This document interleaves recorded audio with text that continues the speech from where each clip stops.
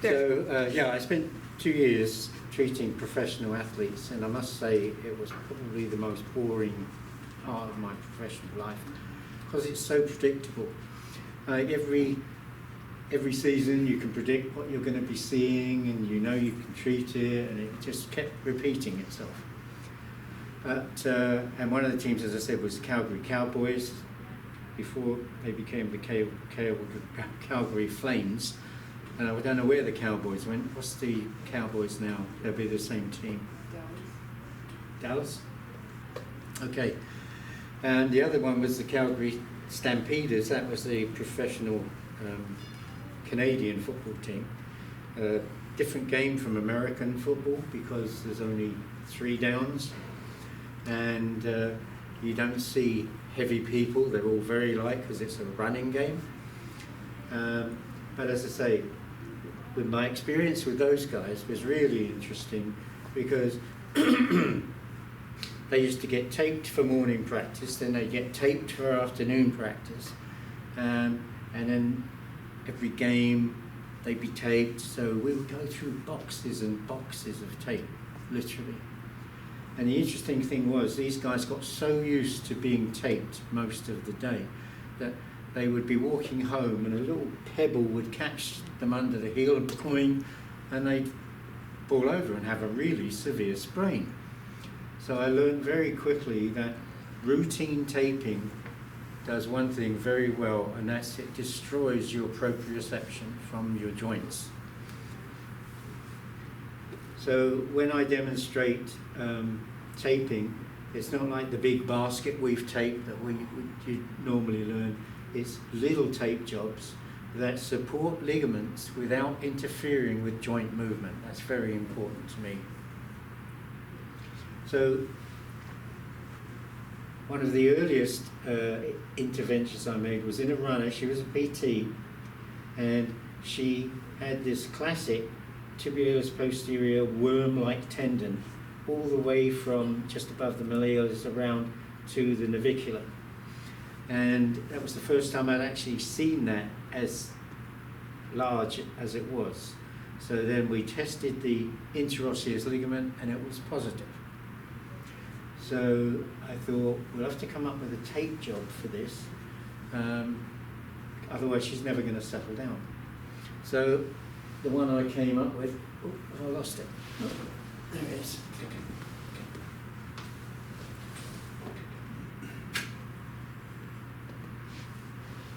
Following through on this was looking at the angle. Go in the anatomy books and look at the angle of the posterior interosseous ligament, and it will literally go from the tip of the ankle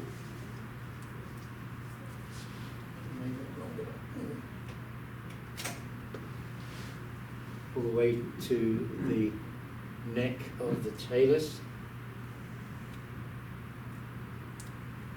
So that's all we did. Then retested, and it was negative. So we knew that that tape job was going to help to minimize movement. But unfortunately, the ligament doesn't heal. It's not like the inferior tib fib. So no matter how long you tape it for, the only time it heals is when you have prolotherapy, and they go right inside the sinus tarsi, and they can access the ligament that way. But this therapist, who was a crazy runner, of course all runners are crazy when you look at them, they won't stop because it drives them crazy. She took a cup that she had in her running shoe and she glued Velcro to it and had soft leather on the inside of the Velcro in contact with her skin. So all she did was she put her foot in the boot, clump, clump, and that was it. And that's how she ran painlessly after that point. So that's a very effective tape job, but it's not permanent in terms of healing the ligament. You're going to have to explain to them they can get an orthotic cup and they can glue Velcro to it, but they've got to have something soft because Velcro, of course, is quite abrasive, especially when you're running. So that's the one job. And I love these simple ones because patients can do it themselves. There's nothing really technically difficult about it. Thank you.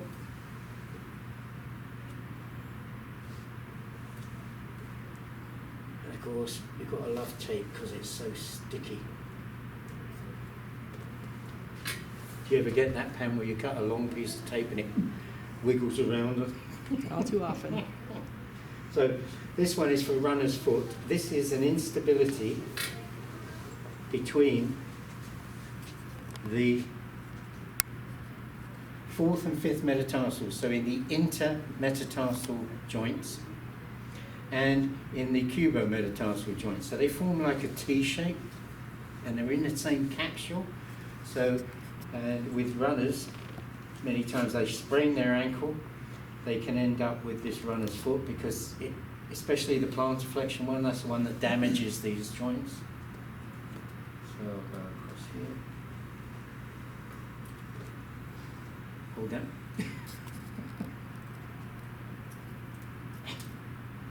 Oh, see, that's why I like hockey tape.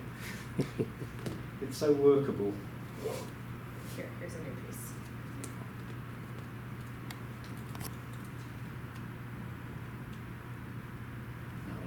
I need a long piece that will go all the way around the foot.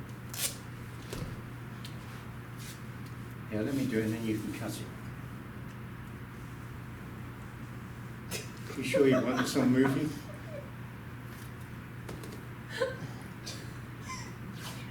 So I'm looking at the tubercle of the fifth and I've got to be distal to that. I've got my anchor strip. So I'm simply going to go round, make sure you don't cause any creases. Thing is, you cannot put tape right round the foot because if you stop it from spreading, then it's incredibly painful. So the beauty of this technique is you're following the contours of the foot, but it still enables them to abduct and spread. But what it does do very effectively is stops the fourth and fifth metatarsals splaying and stops them spreading away from the cuboid. So very effective, and again in conjunction with prolotherapy. That's really what the routine I got into with that. This one is also good to support the posterior collateral ligament, sorry, the lateral collateral ligament or posterior talocalcaneal ligament, because again it's in the same direction. So perfect for that ligament and the interosseous ligament. Okay. And you're all obviously familiar with the inferior mortise taping, right? It's easy. So the one I would like to show you is the tape job for the chronic Achilles tendinosis.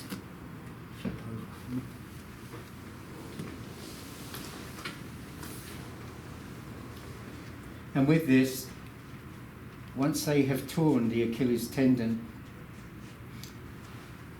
they develop this large swelling, usually about 1 inch to 1.5 inches above the calcaneum. So we've got this large swelling here, and that is chronic inflammatory exudate. And while it's there, the tendon cannot heal. Simple as that. It's just an electrical phenomenon. It prevents the current of injury from occurring, and so you can never ever repair it. So what we do, we get adhesive felt. Anybody use that? Yep. And that's really good for the, cut a horseshoe out for the lateral sprains, but it's very useful here. We put one on this side of the tendon, one on the other side of the tendon. So it's in a position to compress the swelling over the Achilles tendinosis. And keep your foot there for me. And I'm going to come from just the anterior part of the lateral And then this is the trick, you've got to pull it tight against the tendon on the medial side, and then you cut that, that'll be good. Awkward, isn't it?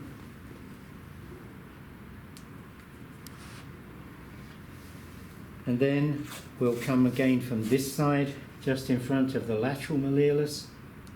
And this seems to be the key. As you're crossing the tendon, you pull tight.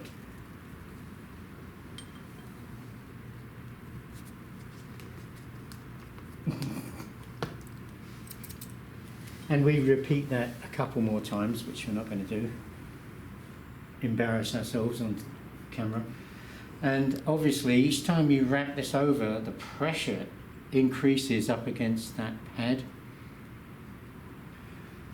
And then you have to warn the patient, this is going to get uncomfortable. I wouldn't say ridiculously painful, but that's it. Put them off forever. And I did this on my neighbour who fell off a roof, brushing pine cones off his roof. Pretty smart. And he slipped and fell off, and he was in a coma for the longest time, multiple injuries to his organs. But the thing that really bothered him, because he was a runner, really bothered him was he tore his Achilles tendon on the fall. I wasn't aware of it until he was able to get out of bed, and he thought he was going to be able to run. But as soon as he started to run, this thing just almost brought him to his knees. And so he went on recovering from all these other injuries, and eventually came into the clinic. So he was my neighbour, I knew him quite well, and he said, Earl, can you help me with this tendinitis, help me get back to running? And I laughed, I'm thinking, yep, here he is, a typical runner. And I said to him, I don't know if I can help you, but we'll give something a try. And the reason I did it was you could see the swelling, it was such a distinct bulge. So I put the pads over and I taped it like this. I did 4 pieces of tape going from one side to the other. And he said, that really feels better, you know. And I said, okay, well, let's see how it goes. Well, he phoned me that night and said, Earl, I'm in incredible pain. Is it meant to be this painful? I went, I have no idea, Tony. It's the first time I've ever done it. You may have heard that a few times. I said, but just keep it on if you can. Let's see what happens, what comes of it. No point in going through all this pain for nothing. Anyway, he kept it on for a couple of days. A couple of days he kept it on, and then he came in and he said, actually, the pain's gone. And I said, okay, let's take it off and see what's happened. So we took that off and took the pad off, and there was it was still swollen, but there was a distinct thinning where the bulge would be. And so I took the opportunity while I was off to do some ultrasound to the tendon to encourage the current of injury, and then put the pad back on. And we kept that up for a month. So he was constantly, 24/7, he had this pad on. And in the end, after the month we took it off, there was no sign of any swelling whatsoever. We stress tested the tendon, and then I said, well, I suppose now you're going to ask me if you can run. And he went, well, I'm waiting. I said, well, I've got nothing to lose. Let's give it a whirl. If you tear it again, I'll just tape it again. But he's been running ever since. And that was maybe 3-4 years ago. So very effective. And this is all back to something that was discovered maybe 150 years ago, when they had machines that could generate and test galvanic current. And some bright spark noticed that if you pressed human tissue like this, it would give off an electrical current, measurable by their, well, I can't remember the name of it now, it's an old piece of equipment. But this scope could pick it up. And it was the first time anybody had picked up this piezoelectric response to compression. And then it was just lost. Nobody ever mentioned it again until Chan Gun came along with his theory of the current of injury. And he made this special observation that when we injure tissues, normally, if it's not enough to cause swelling, the tissues generate their own current of injury, and the molecules literally oscillate to generate that electrical current. And it's a piezoelectric current, and it's that heals the tissue. Because he was trying to work out why acupuncture worked. Like you stick a needle in somebody, you twirl it, and you pull it out, and it helps heal. Now that was his theory, that you initiate the current of injury with these needles, and it will reverberate for a long time afterwards. But since then, we've had all sorts of other discoveries. For example, the ultrasound, very low dosage ultrasound, 0.1 watt per centimetre, pulsed obviously, and as low a dose as you can possibly give it, and it helps to heal collagen tissue. The level that we've got used to using in the clinics almost certainly prevents healing. It's too strong. And there's 2 studies done in the States that show quite clearly that the very lowest dose that you can give it is what heals. And as a matter of interest, have you ever seen these bone stimulators? Right, you put the pads around the non-union fracture. And one of my patients, these things in Canada cost $5,000. So I don't know what they would cost here. This patient had used it successfully, and she said, there's still some left. You can only use it so many times.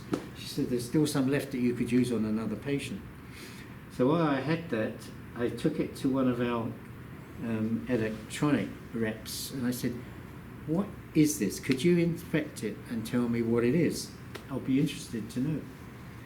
Because you couldn't get the specs off the web, and the manufacturers would not give you away their secrets. But it was effective, and it turned out to be pulsed ultrasound at the lowest dose. So we're used to using ultrasound to pick up stress fractures, but that's quite high. When you use the lowest dose, it heals fractures. And this observation is of clearly what causes healing following frictions. We damage tissues very slightly, generates the current of injury, and that in turn will heal tissues. It's got nothing to do with making collagen in parallel bundles or anything. It's just a piezoelectric response. Further experiments have been done on microcurrent and TENS. TENS seems to be the current of choice, but again, it's imperceptible TENS that you have to use. It's got to be low. And the frequency is important. The healing frequencies have all been under 10 hertz. So we use 10 hertz for bone, we use 8 hertz for ligaments, 7 hertz for muscle, and so on, and we get right down to nerves, neurological tissue, it's 4 hertz. AC. AC, yeah. So how do you get then galvanotaxis? Because you need DC current. No, this is just the experiments that have been done on all currents. They looked at every current available, the high voltage currents, the faradic currents, and so on. And they came up with the most appropriate current to stimulate tissue growth is TENS. Just literally, they kept the frequency the same in the ultrasound, 1,000,000 hertz, but they realized in TENS you had to take it way down, and there's loads of studies out there now that show you the healing capacity using at 4 hertz for nerve injury and how quickly they can repair. And for this tendon, of course, and this is what Val uses all the time for the ligamentous injuries around the ankles for her basketball players, she puts literally pads over the area of injury with the leads coming out, and then she'll put the horseshoe pad on top for the pressure, and then she'll tape it. So you've got constant pressure from the pad, you've got constant stimulus from the tens. She gets people back playing within a week when they've been told they have to take 2 months off in a boot because they see the tearing of the ligament on the MRI, they see the bleeding, the swelling. That doesn't stop Val. She just puts it on, and then the coaches and especially the physicians, it's like, well, wait a minute, what have you been doing? Like, that's impossible. And some of these guys, they're on a scholarship, right, to play even at the high school level, and that scholarship is going to help them get into another scholarship when they get into university. So there's a lot of money involved, a lot of money. And so she's everybody's sweetheart at the moment because she's literally just taking a page out of an old book. These are old techniques that we're reusing, but with a different level of power. The power has to come right down. You know, I read in one book, they were declaring how effective unpulsed ultrasound was at 2 watts per centimetre squared. Well, 2 watts unpulsed, you could blow a hole through somebody. Certainly cause cavitation. And you think, if that's the frequency and that's the power, no wonder it hasn't been helping us. Most therapists have given up on ultrasound because it doesn't get the results they are told they should get in school. But once you bring their level down, that's how it works. So I went off ultrasound, I looked at laser, so used laser for the longest time, wasn't impressed by that. And then I read these studies on ultrasound, went back to that, and bingo. Combination of all these different things is incredibly successful. And it's interesting, they all have the same source, which is pressure on tissues. So we're going back 150 years to that observation. So this is nothing new in terms of finding it. We just didn't know what to do with it, but now we do. So with the tens, you turn it up until they can just feel it, and then you turn it down until they can't feel it. So everything has to be really at a low power level. And I'm sure this is what the tape job around the mortise does, right? You've got a syndesmosis here with the anterior ligament, the middle ligament, posterior ligaments. And when they tear and the mortise spreads, we literally tape them, remember, for 8 weeks. That constant pressure is what regenerates the ligament, and they've done enough studies now to know that that thing actually heals. Even after months of splaying, you tape it because compression generates collagen. Anybody here routinely use Mackenzie's exercise for discs? I used to look at that and think, yeah, I don't know, I think they're making too much of it. But soon changed my mind when I realised not that it was a very effective method of getting rid of symptoms, but I was used to discs becoming unstable. As soon as I switched over to routinely using extension, they become stable. And it's because we're compressing the collagen in the disc. And there's a guy called James Eyre. He's a specialist in scoliosis, and he's done experiments on animals that show that the collagen always proliferates on the area of the concavity. So he deliberately caused scoliosis in animals, and I know that sounds quite gross, but after dissecting them, he showed quite clearly that the collagen in those dogs wasn't static. It could change as long as you changed the curve. So it's easy to transpose that theory in towards Mackenzie's theory, which is why it is so successful in healing disc injuries. Anyway, a little brief journey into taping.